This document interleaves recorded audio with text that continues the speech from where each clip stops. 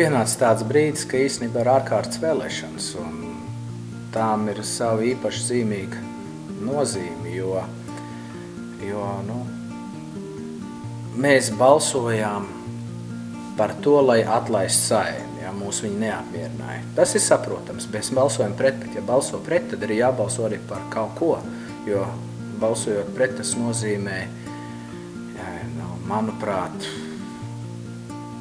tas nozīmē iznīcināt, jaukt, destabilizēt, bet ar jaukšanu vien progress nebūs un labāk dzīve netaps.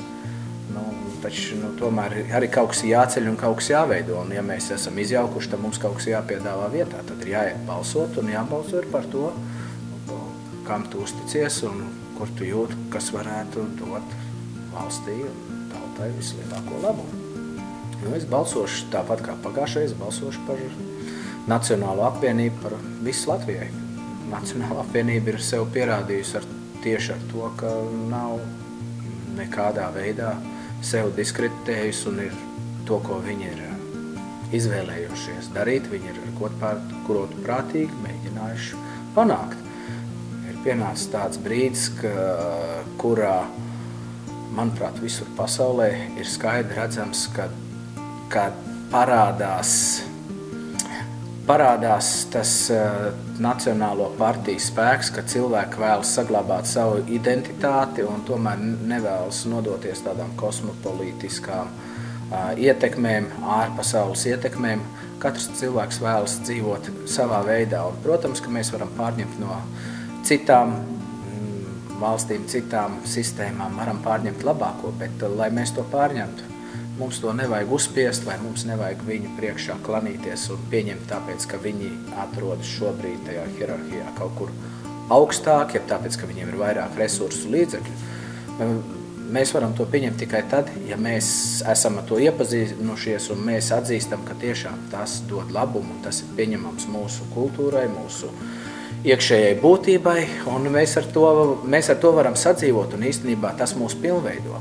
Manuprāt, ļoti daudz ārējās ietekmes, tās ir tīri pretdabiskas mūsu vēsturiski izveidotām tādam nacionālam kapitālam. Vienmēr es sapņoju atgriezties pēc savas spēlētāja karjeras Latvijā, atgriezos, mazliet aizbraucu, un mans dēls pateica, ka viņš vēlas dzīvot Latvijā, ka tur viņš jutīsies vislabāk un viņam būs vislabākās iespējas, un es pilnībā atbalstu to viņa lēmumu, un es esmu tikai gandarīts, ka mūsu domas sakrīt, un viņš jūtas ļoti droši un pārliecināts par to, ka te ir viņa īstā vieta. Tā kā, viss notiek. Tā nav, kad latviešu cilvēki viņi izklīst pa pasauli, aiziet projām un neatgriežas mājās. Ļoti daudz, es zinu, ir tādi, kuri strādā kaut kur citur, bet viņi grib dot savu devumu un īstenībā dzīvo tik un tā ar to Latvijas domu un Latvijas vārdu savā sirdī.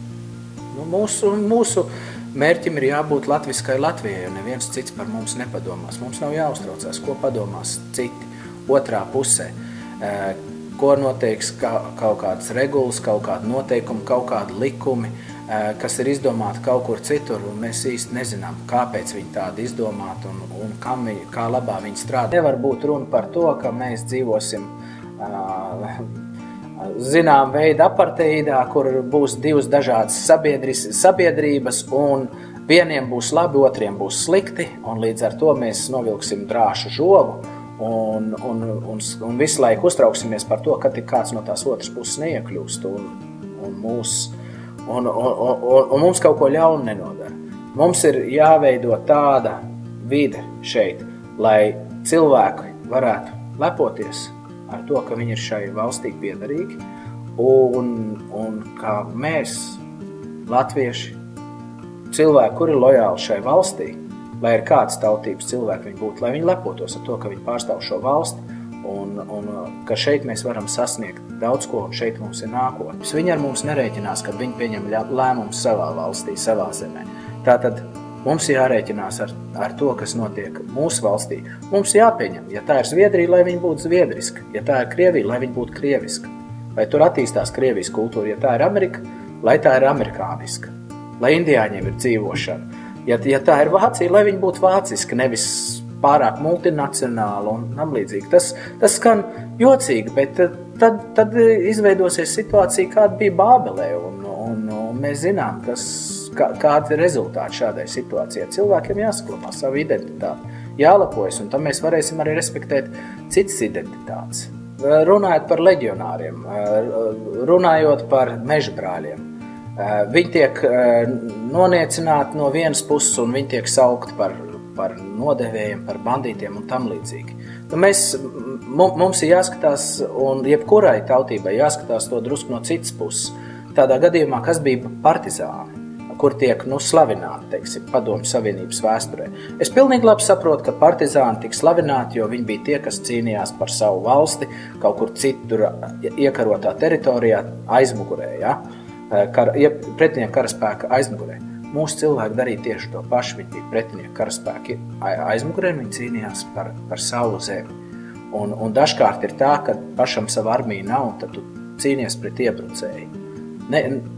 Nevar būt karš labs, viņš nevar būt, nav uzvarētāji karā, vienmēr ir zaudētāji. Lībiešiem pavisam grūti. Manuprāt, mums latviešiem jāpalīdz lībiešiem, jo viņi ir nonākuši principā uz izmiršanas robežas. Vēl ir cilvēki, kas aktīvi runā lībiešu valodā un attīst savu kultūru.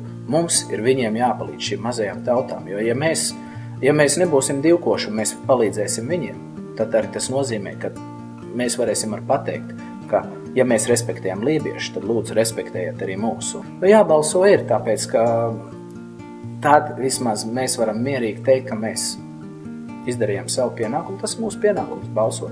Es balsošu par visu Latviju, par Nacionālo apvienību, tāpēc, ka es tur saredzu mūsu iespēju izdzīvot un mūsu iespēju attīstīties un uzplaukt, jo jebkura valsts var tikai uzplaukt balstoties savu iekšējo potenciālu, nevis cerot uz palīdzību no ārpuses. Šobrīd, manuprāt, liberālisma idejas tikai sniedz tiesības un absolūti neuzliek nekādas pienākumus, un tas jau robežojas ar anarhiju. Un pasaulē tas ir skaidri redzams, vismaz caur manu skatījumu. Tādā situācijā, kādā ir mūsu tauta, mēs nevaram pakļauties šīm liberālajām idejām, jo tās mūs vienkārši iznīcinās, tāpēc, ka lielā masa gāzīsies par mums un vienkārši mūs pārklās. Mēs tajā pazudīsim. Tāpēc mums ir vajadzīgs konkrēts nostādnes, iestrādes un konkrēti mērķi, kur mēs zinām, kāda ir mūsu pienākuma, ko mēs vēlamies sasniegt, nevis tikai vienkārši aptuvens tāda muļāšanās un runāšana riņķī un apkārt bez konkrētas idejas, kāpēc mēs to darām. Tāpēc jābalso par Nacionālo apvienību, tāpēc jābalso par tiem cilvēkiem, kuriem ir vīzija, kuriem ir skaidrība, ko mēs vēlamies sasniegt un kādu mēs vēlamies redzēt savu zemīti.